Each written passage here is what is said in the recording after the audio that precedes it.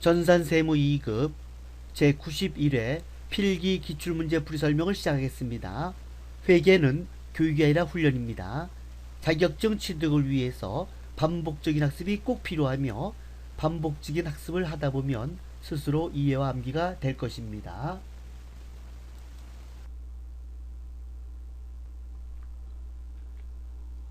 (1번) 다음 중 대손금 회계 처리에 대한 설명으로 틀린 것은 1번 모든 채권에서 발생된 대손 처리 비용은 판매비와 관리비로 처리한다.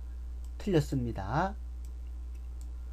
외상 매출금, 받으럼 같은 매출 채권에 대한 대손 처리 비용은 대손 상각비라는 판매비와 관리비로 처리하고 미수금, 대여금, 선급금 등과 같은 기타 채권에 대한 대손 처리 비용은 기타의 대손 상각비로서 영업의 비용으로 처리합니다.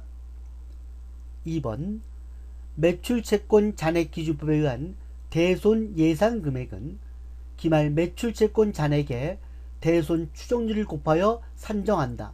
맞습니다. 기말 결산 시 매출 채권 외상 매출금 잔액 100만원에 대하여 1%의 대손을 예상하다. 대손을 예상하다 또는 대손 충당금을 설정하다 같은 말입니다. 100만원의 1%면 만원, 차변엔 대손 상각비 만원, 대변엔 대손 충당금 만원입니다.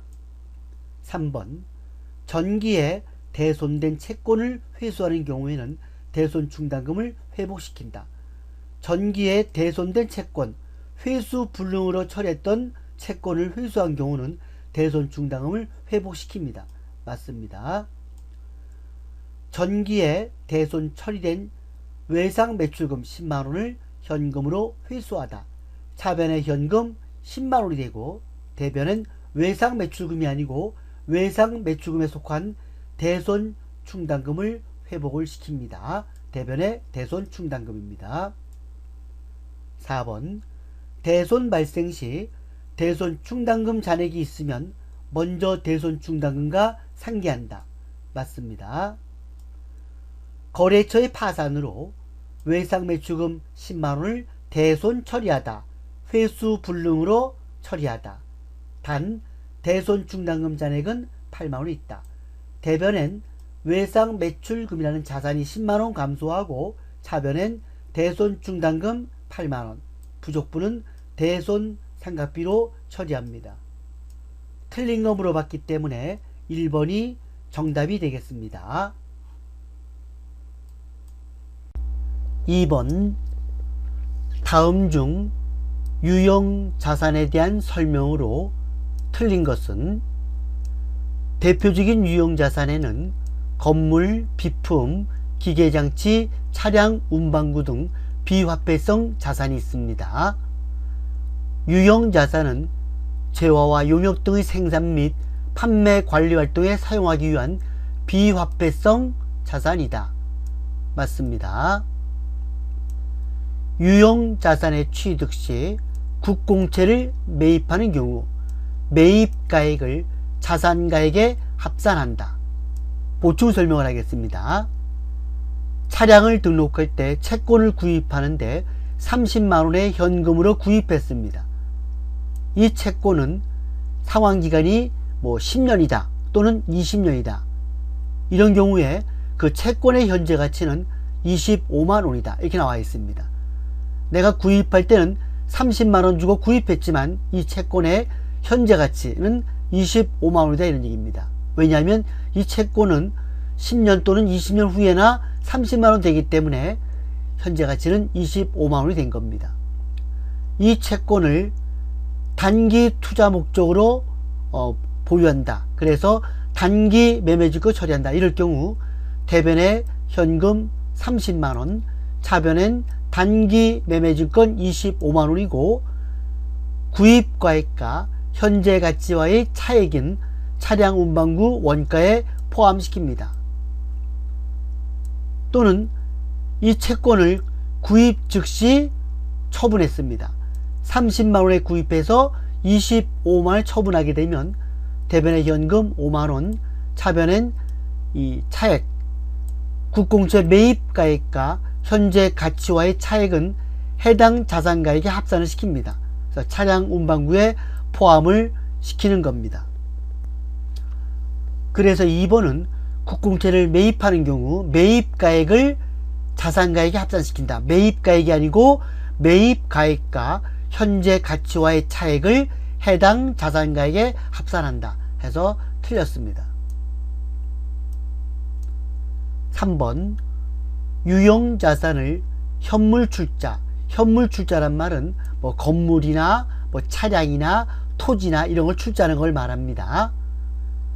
유형자산의 취득원가는 원칙적으로 발행한 주식의 시가로 한다. 이거 틀렸습니다. 발행한 주식의 시가가 아니고 원칙적으로 유형자산, 유형자산에 여기다 쓴다면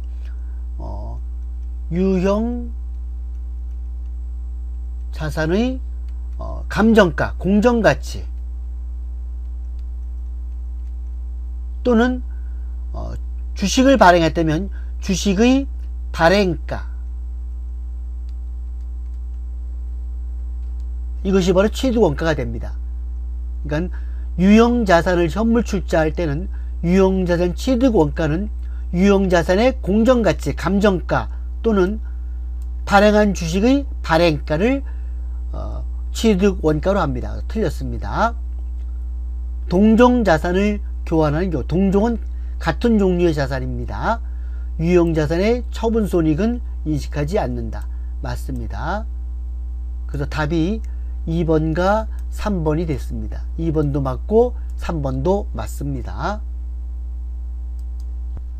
3번 주식회사 우리가 보유한 다음의 유가증권을 단기 매매증권으로 분류하는 경우와 매도 가능 증권으로 분류하는 경우의 2020년에 계상되는 당기손익의 차이 금액은 얼마인가?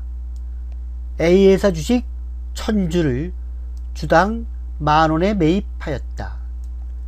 기말에, 지금 기말이네요. 기말에 A회사 주식의 공정가치는 15,000원으로 평가되었다. 그러면 500원 증가했죠. 1000주 곱하기 500원 해서 50만원인데 50만원짜리 하나밖에 없네요. 50만원이죠. 단기 매매증권인 경우는 차변에 단기 매매증권, 대변엔 단기 매매증권 평가이익 해서 단기 매매증권 평가이익은 영업의 수익입니다. 그리고 매도 가능 증권인 경우는 차변에 매도 가능 증권, 대변엔 매도 가능 증권 평가이익이 됩니다. 매도 가능 증권 평가이익은 손익계산서 항목이 아니고 재무상태표, 자본, 기타 포괄손익 두 개에게 해당이 됩니다. 그래서 단기 매매증권인 경우는 단기순이익이 증가가 되지만 매도 가능 증권 평가이익은 단기순이익에는 변함이 없습니다. 왜? 손익계산서항이 아니기 때문에. 그래서 50만원만큼 단기손익의 차이가 생기는 겁니다. 답은 3번입니다. 4번 다음은 재고자산에 대한 설명이다. 가장 옳지 않은 것은 선적지 인도 조건이라는 게 있고 도착지 인도 조건이라는 게 있습니다. 선적지 인도 조건은 상품이 선적된 시점에 판매가 실현된 것으로 처리되는 겁니다. 도착지 인도 조건은 상품이 도착지에 도착된 시점에 판매가 실현된 것으로 처리를 하는 겁니다. 1번 할부 판매 상품의 경우 대금이 모두 회수되지 않더라도 상품의 판매 시점에서 판매자의 재고자산에서 제외된다. 맞습니다. 할부 판매하면 돈 안 받아도 이미 재고자산에선 빠지죠. 상품 매출로 처리합니다. 맞습니다.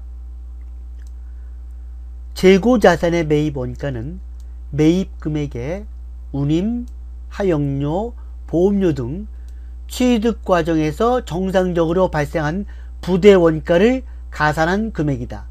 맞습니다. 3번 선적지 인도 조건인 경우 판매되어 운송 중인 상품은 판매자의 재고자산에 포함한다. 재고자산에서 제외한다. 왜냐하면 선적지 인도 조건인 경우에는 상품이 선적된 시점에 소유권이 매입자에게 이전되기 때문에 미착상품은 매입자의 재고자산에 포함되고 판매자의 재고자산에서는 제외가 되는 겁니다. 4번 재고자산의 장부상 수량과 실제 수량과의 차이에서 발생하는 감모손실의 경우 정상적으로 발생한 감모손실은 매출원가에 가산한다. 맞습니다. 재고자산 감모손실이 정상적 발생이면 매출원가에 산입하고 비정상적 발생이면 영업의 비용으로 처리한다. 재고자산 감모손실은 부족액을 말하죠. 정상적이란 말은 어느 정도의 부족은 정상적이다 이런 얘기고, 정상적이지 않은 그 부족액은 비정상으로 처리해서 영업의 비용으로 처리를 하는 겁니다. 답은 3번이 되겠습니다. 5번 다음 중 일반 기업회계 기준에 따른 자본의 표시에 대한 설명으로 옳지 않은 것은 자본금은 보통주 자본금과 우선주 자본금으로 구분하여 표시한다. 맞습니다. 보통주가 있고 우선주가 있습니다. 보통주는 의결권이 있고 우선주는 의결권이 없습니다. 배당만 받습니다. 그래서 우선주는 좀 배당률이 좀 높습니다. 자본잉여금은 주식발행 초과금, 기타 자본잉여금으로 구분하여 표시한다. 여기에 감자차익이 빠졌지만 맞습니다. 자본조정 중 자기 주식은 별도 항목으로 구분하여 표시한다. 맞습니다.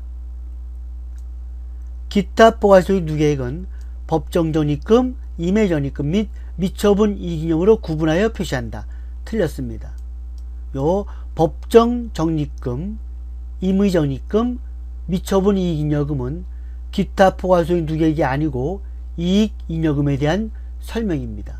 그래서 이 문제는 프로그램 개정 과목 및 적용 등록 메뉴를 참조하면 쉽게 구할 수가 있습니다. 답은 4번입니다. 기초정보관리의 개정 과목 및 적용 등록 메뉴를 클릭합니다. 여기 개정체계에 자본금을 클릭합니다. 여기 자본금이 있고 우선주 자본금이 있습니다. 이 자본금이 바로 보통주 자본금이고, 그리고 우선주 자본금이 있습니다. 또 자본잉여금은 여기 주식발행 초과금, 감자차익, 자기주식 처분이익, 그리고 기타 자본잉여금이 있습니다. 자본조정은 여기 주식할인발행차금, 배당건설이자, 자기주식, 그리고 미교부 주식배당 쭉 나와 있습니다. 기타 포괄소득 누계액, 재평가차익, 매도가능증권 평가이익, 매도가능증권 평가손실, 해외사업 환산이익과 손실, 파생상품 평가이익과 손실이 있는데, 여기서 중요한 건 매도가능증권 평가이익, 매도가능증권 평가손실, 이거는 손익계산 항목이 아니고 자본의 기타 포괄소득 누계액에 해당이 되는 걸 꼭 기억하시기 바랍니다. 그리고 이익잉여금, 여기 보면 이익잉여금의 이익준비금, 요 이익준비금이 바로 법정적립금입니다. 법정적립금. 그리고 여기 기업합리화적립금, 법정적립금, 임해지설적립금, 그 다음에 재무구조개선적립금, 요까지가 기타 법정적립금, 그리고 임해적립금 등이 쭉 있습니다. 그리고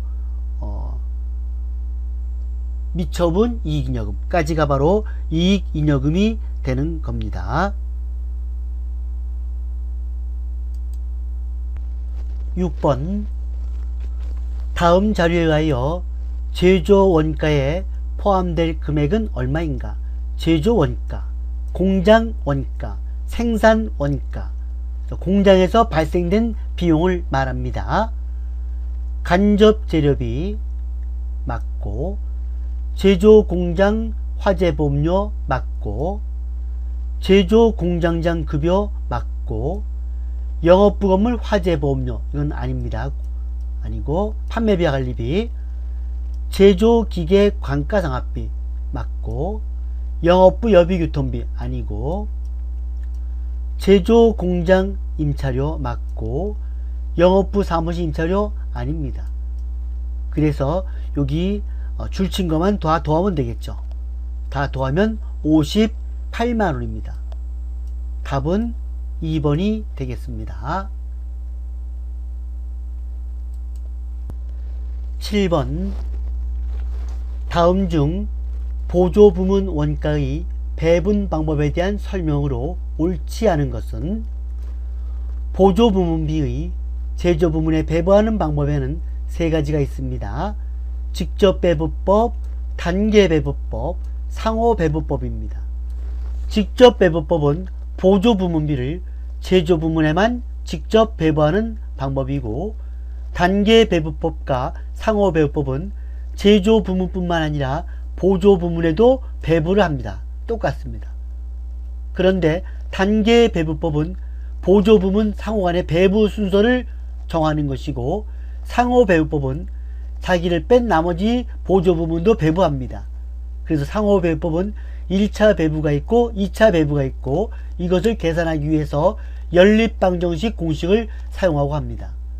그래서 직접배부법은 가장 간단한 방법이고, 상호배부법이 가장 복잡하면서 정확성이 가장 높습니다.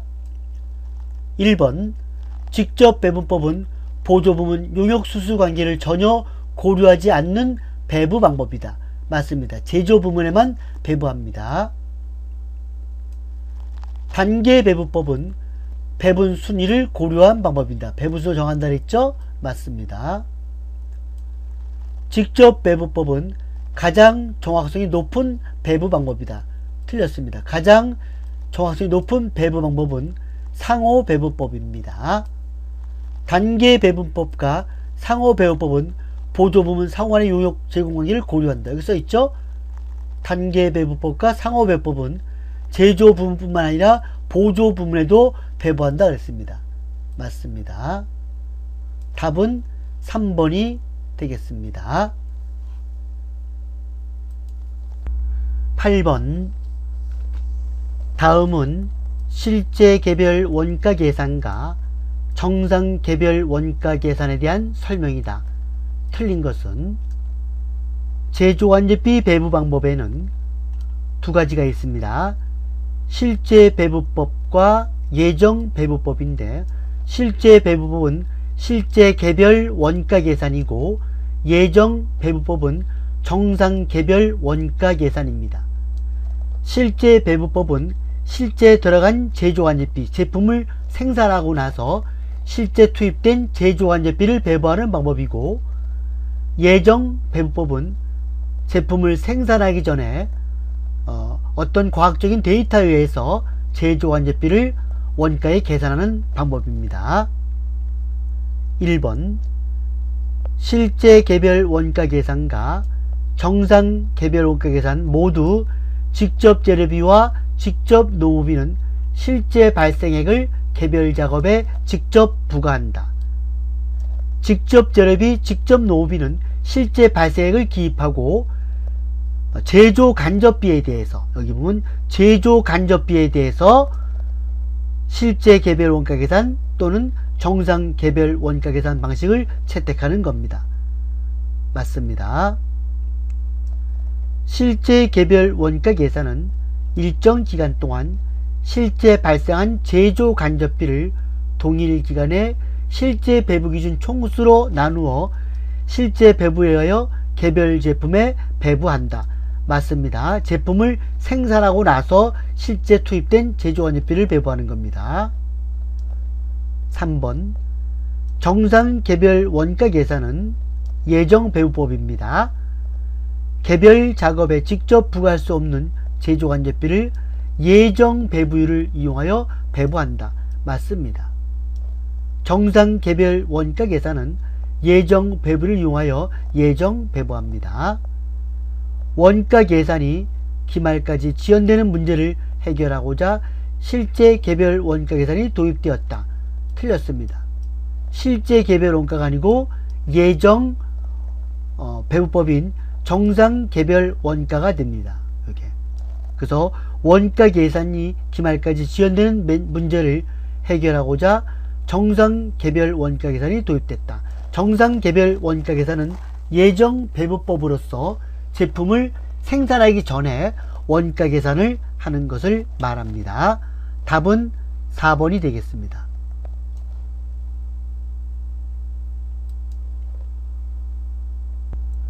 9번 다음 자료를 이용하여 정상 공선 수량과 비정상 공선 수량을 계산했을 때 옳은 것은 단 정상 공선은 단기 완성품의 5%로 가정한다. 이 공손이란 말은 불량품을 말합니다. 그래서 정상적인 불량품, 정상 공선은 매출 원가에 산입을 하고 비정상 공선은 영업의 비용으로 처리를 하는 겁니다. 기초가 200개, 요번에 착수된 게 900개를 더합니다. 더하면 1100개입니다. 200개 더하기 900개, 1100개인데 여기서 800개가 완성됐습니다. 800개가 완성됐으면 장부 재고량은 300개가 됩니다. 300개. 300개가 되는데 여기서 기말이 150개입니다. 그럼 부족분 요 150개가 바로 불량품입니다. 불량품.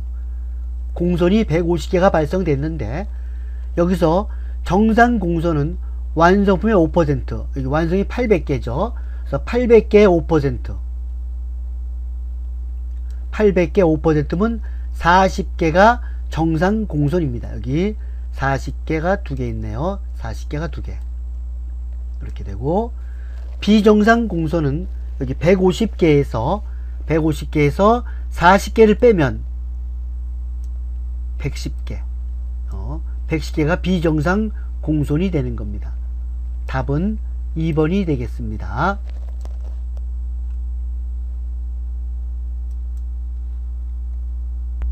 10번 당해년도에 제조간접비 예정 배부에 따른 제조간접비가 2,500원이 과대 배부된 경우 2,500원 과대 배부됐습니다.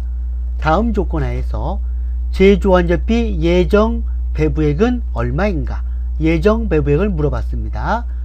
직접 재료비, 간접 재료비, 직접 노후비, 간접 노후비, 간접 경비가 실제로 발생하였다. 제조 간접비를 예정 배부하게 되면 제조 간접비 계정을 이렇게 그리면 됩니다. 그래서 차변엔 실제 발생, 대변엔 예정 배부입니다. 문제에서 여기 예정 배부액 이걸 물어봤죠. 예정 배부액은 얼마냐? 그런데 실제 발생액은 여기 있습니다. 간접 재료비, 간접 노후비, 간접 경비. 간접 재료비 2,000원, 간접 노후비 4,000원, 간접 경비 4,000원 해서 실제 발생액은 만원입니다.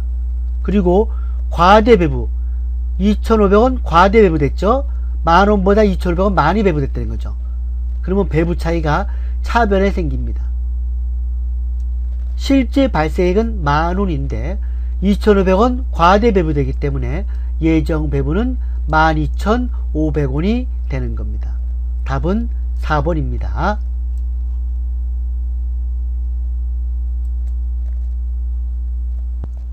11번 부가지세법상 재화의 공급 시기에 관한 설명이다. 틀린 것은 1번 재화의 이동이 필요하지 않는 경우 재화의 공급이 확정되는 때. 틀렸습니다. 재화의 이동이 필요하지 않은 경우는 재화가 이용 가능하게 되는 때가 바로 공급 시기입니다. 좀 어려운 문제입니다. 답은 1번입니다. 상품권 등을 현금 또는 외상으로 판매하고 그 후 그 상품권 등이 현물과 교환되는 경우 재화가 실제로 인도되는 때가 바로 재화의 공급 시기입니다. 상품권을 받고 현물을 인도하는 때 맞습니다. 사업자가 자기의 과세 사업과 관련하여 생산하거나 취득한 재화로서 자기의 고객에게 증여하는 경우, 이럴 때는 재화를 증여하는 때 재화의 공급으로 봅니다. 맞습니다. 2회 이상으로 분할하여 대가를 받고 해당 재화의 인도일의 다음 날까지 최종 할부금 지급 기일까지의 기간이 1년 이상인 장기 할부 판매 경우는 그 대가의 각 부분을 받기로 한 때가 재화의 공급 시기입니다. 맞습니다. 12번 다음 중 세금 계산서의 필요적 기재사항이 아닌 것은 필요적 기재사항에는 공급자의 등록번호, 상호 성명, 공급받는 자의 등록번호, 공급가액과 세액, 그리고 작성 연월일입니다. 여기 작성 연월일 맞습니다. 공급가액 맞습니다. 공급받는 자의 등록번호 맞습니다. 공급 품목, 이거는 필요적 기재사항이 아니고 임의적 기재사항입니다. 답은 4번이 되겠습니다.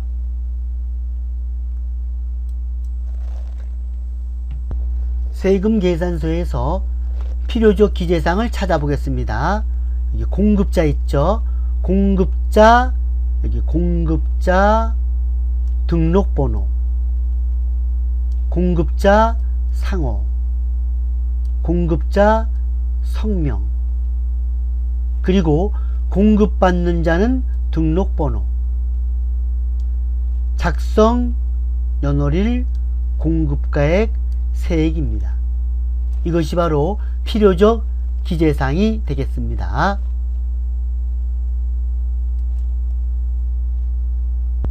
13번 주식회사 구룡은 제품을 외국에 수출하는 업체이다. 당사 제품 5만 부를 수출하기 위하여 2020년 11월 20일에 선적하고 대금은 2020년 12월 10일에 수령하였다. 수출 관련 과세 표준은 얼마인가? 선적일이 있죠. 선적일이 11월 20일이고 돈은 그 다음에 받았습니다. 이럴 때는 선적일 기준이 됩니다.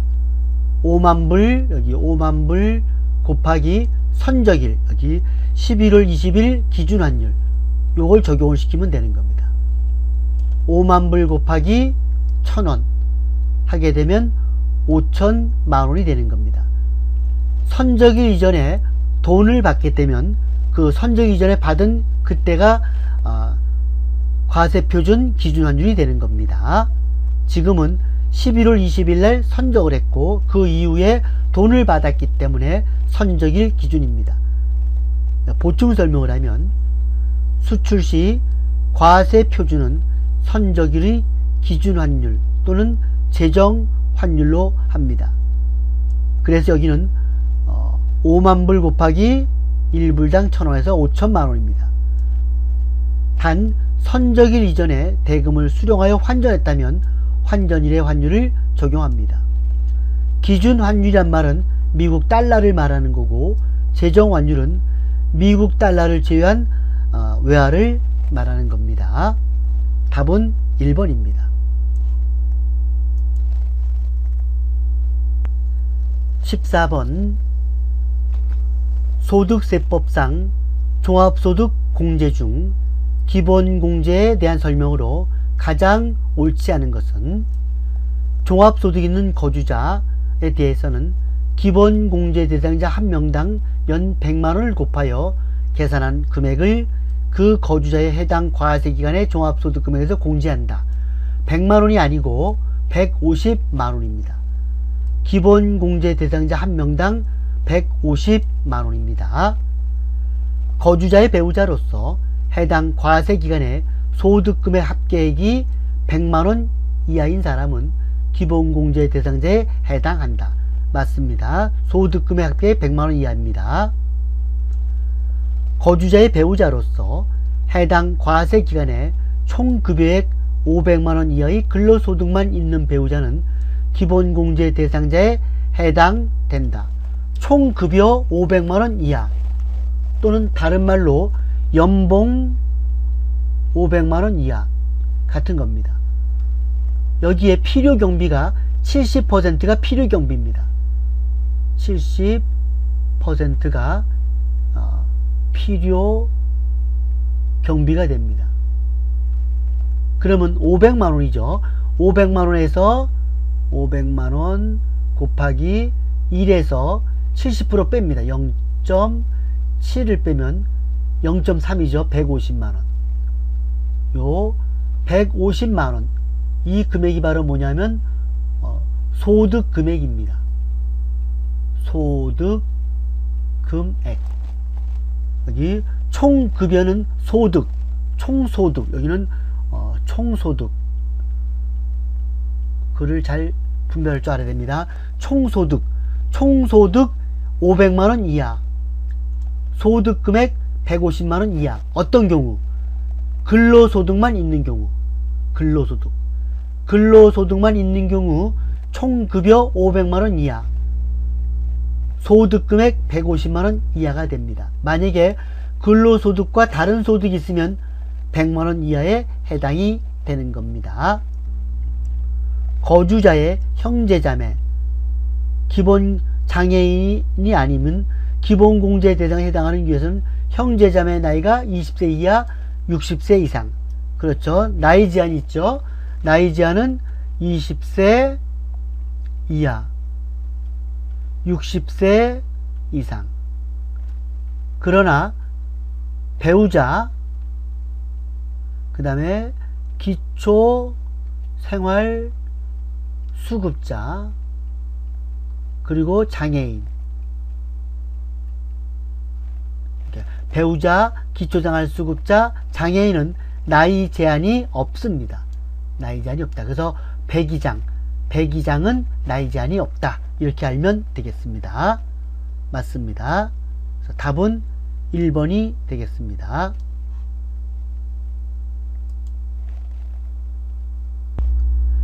사원 등록 관련 부양가족 인적공제에 대한 보충 설명을 하겠습니다.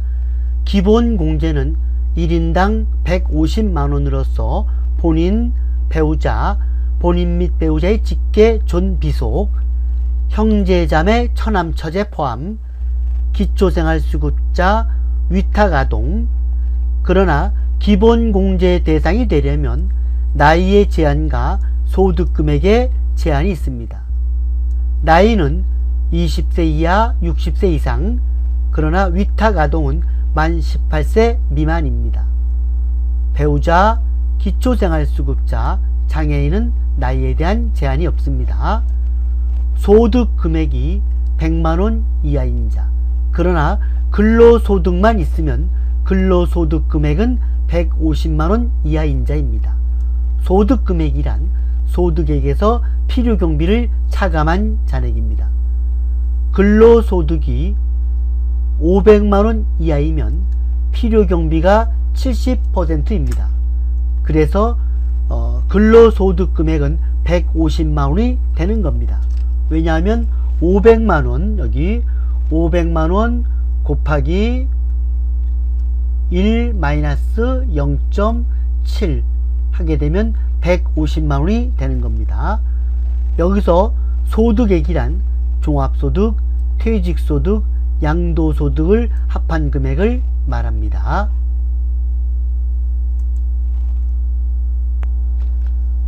15번 다음 중 이자소득의 원칙적인 수입시기에 관한 설명으로 맞는 것은 1번 보통예금의 수입시기는 이자를 지급받기로 한 날이다. 틀렸습니다. 지급받기로 한 날이 아니고 지급을 받는 날입니다. 2번 통지예금의 이자는 통지한 날을 수입시기로 한다. 틀렸습니다. 통지예금은 예금을 인출한 날이 되겠습니다. 3번 정기 적금의 이자는 실제로 이자를 지급받는 날을 수입시기로 한다. 맞습니다. 비영업대금의 이자는 실제로 이자를 지급받는 날을 수입시기로 한다. 틀렸습니다. 약정에 따른 이자 지급일을 이자 수입 시기로 정합니다. 답은 3번이 되겠습니다. 이상으로 전산세무 2급 제91회 필기 기출문제 풀이 설명을 마치겠습니다.